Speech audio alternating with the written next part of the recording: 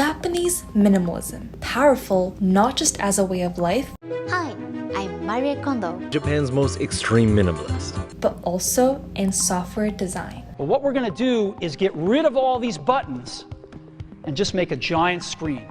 On the one hand, Japan is known for their extremely cluttered design, but on the other hand, we have this. Also from Japan. What is going on here? After scouring through research papers, analyzing minimalist websites, and even learning from Buddhist monks, I'll answer these questions. Where did Japanese minimalism come from? How has it impacted today's tech? What's the psychology behind it? And if I was a software developer or designer, why should I care? I'm a UX designer with a degree in cognitive science. Let's dive into the design psychology of Japanese minimalism. How was this whole thing born? Minimalism existed in Japan for thousands of years, with its roots in Zen Buddhism. We can see this portrayed physically through Zen gardens. When I studied abroad in Kyoto, I visited one of them, and I experienced this specific sense of peace. The way that the stones are arranged and how the sand gathers in this certain pattern, everything just felt very peaceful. Turns out it wasn't just this garden. The entire city of Kyoto just felt serene. There would be days where I would literally get up, go out of the door, and just walk alone for hours and hours on end. Because after those walks, I would find a mental clarity that I really haven't experienced before. Maybe it's the architecture, the people, the nature, something about it just felt peaceful. One day I even walked past this man with his herd of seagulls. This is by the river near Karasuma Oike station. And this man is here every single day with his seagulls doing his thing. The man really was just living in the present. And that is one of the most foundational ideas in Zen Buddhism, staying present. I think minimalism in this sense is more of a sensory thing. Because you don't have many external extractions or the environment around you is just so simple, you feel a sense of inner peace. But let's talk about minimalism in terms of technology, where softwares and websites have adopted a simple style, which from a user experience perspective is wonderful because users can get things done in a calm and straightforward manner. Well, here is a Buddhist monk explaining why less is more. When we have more things, we just have more responsibilities and we just have to take care of it. And for monks is by having less things, we just have less problems. Today, minimalism is more functional.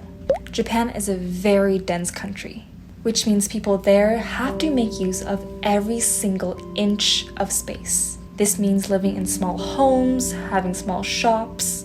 Minimalism then is essential. Turns out, this lack of space problem is not just in Japan. It's our entire digital space. Websites, software, apps. In a world with so much data, but not enough storage. Like, let's be real here. You've debated between different models of phones and laptops purely based on its storage size. So in a world where we have limited space, how can we design and build something that is efficient, simple, easy on the storage from the beginning?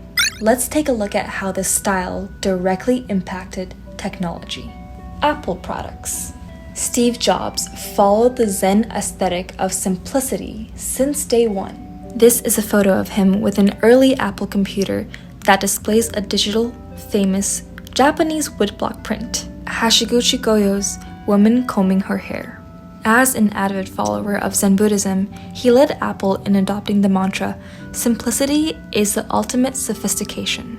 We see this in the minimal iOS apps, physical design of iPhones, and even the packaging of Apple products. The man, the legend, Steve Jobs. He cares about design. And right here, he explains what design exactly means to him. And so we don't really talk about design a lot around here. We actually just talk about how things work. Most people think it's how they look, but it's not really how they look, it's how they work. Indeed, design has always been treated as this tool for function for Apple products. So the last thing that you're gonna see is Apple adding decorative elements just to make things pretty. Function over fashion, if you will. However, it seems like Apple is shifting away from that recently. Look at the branding for Apple Intelligence. It's a lot of colors, a lot of things going on. There's something different here compared to Apple 10 years ago. Why do you think that is? Is it because the CEO changed, the business model changed, reorgs happened? What could it be? Another example of how minimalism impacted technology is the Google search engine. Now, Google probably didn't directly credit Japanese minimalism to this, but this whole simple page, only search bar idea is a minimalist principle. Why put anything else on the page other than the essential function?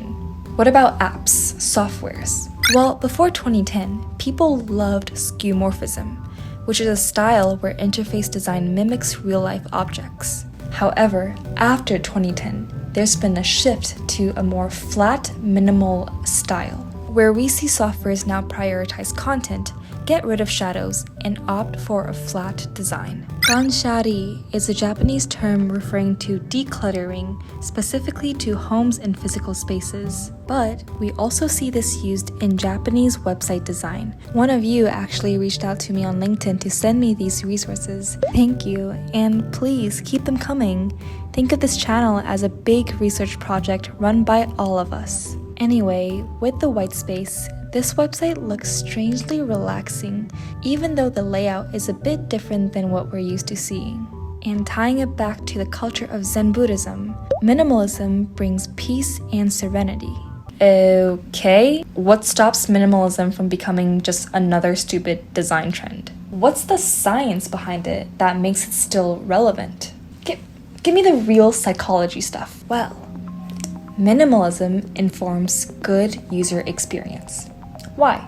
First, negative space is used as a means of highlighting. The best way to emphasize something is to put nothing around it. A 2019 study analyzed the reaction of millennials on minimal versus maximal website design. Though in this case, for some reason, millennials preferred maximal design, which is design with lots of information, qualitative data shows that they recognized how minimal design draws focus. One of them said, "I think that the minimal web page was more clear and focused on the art. On the maximal page, it felt like the whole web page was an art project itself. The maximal page was a bit messy." Though these were all self-reports, it shows that people do find it easier to focus on a specific subject when the design uses minimalism and negative space. Next, when it comes to cognitive load, less is more. What is cognitive load? Cognitive load is the amount of mental effort a user needs to understand and process the information that is shown to them. For instance, this may just cause more cognitive load compared to something like this because of the information presented. And studies have shown the benefits of reducing cognitive load. A 2021 study involved this application that helped children with learning disabilities improve their working memory capacity. They basically tested the children's performance when they were placed in different levels of cognitive load, which was determined by their environment, how hard the task actually was, and so on. But basically, it was found that children's training performance and their perceived experience were better in the gamified activities with a lower cognitive load level. In this case, less is more. With less stimulation, they just performed better. So let's apply this to software design. Let's just be nice to your users. Let's be nice and make something that gets them from point A to point B without them thinking a lot at all. A minimal design with negative space and simple design features will get that done. Okay, let's say I'm a developer. Why the heck should I care about any of this design stuff? Ah, yes, my lovely coder friends. Minimalism is extremely easy to implement. However, I gotta warn you, though the emphasis of minimalism is the absence of something, it requires the presence of thinking. That's just my poetic way of saying, bro, you have to think. I'm sure you're familiar with this. How do I make something run more efficiently? How do I make sure that this takes up less data? Minimalism is easy to implement technically because you're literally coding fewer things, but it takes a lot of pre-code, theoretical thinking work. It's all up here. And the exact same goes for my fellow designers. Before you go onto Figma and start playing around with design components, design systems, blah, blah, blah, think about what you're trying to solve in the first place. What is the key feature of this app? Start with that and be very intentional about every additional thing you add. So, what can I do with this information about Japanese minimalism? Well, as designers, software engineers, builders, we gotta think. What is the single most important thing that you want your product to provide? And anything else you add, if it's not for function, then question it. Why is it there? Do you prefer a minimalism style? How does it make you feel? Do you find it easy to implement or design? Or do you hate it? Book quote time! As producer Rick Rubin says, to create is to bring something into existence that wasn't there before. What will you bring to this world?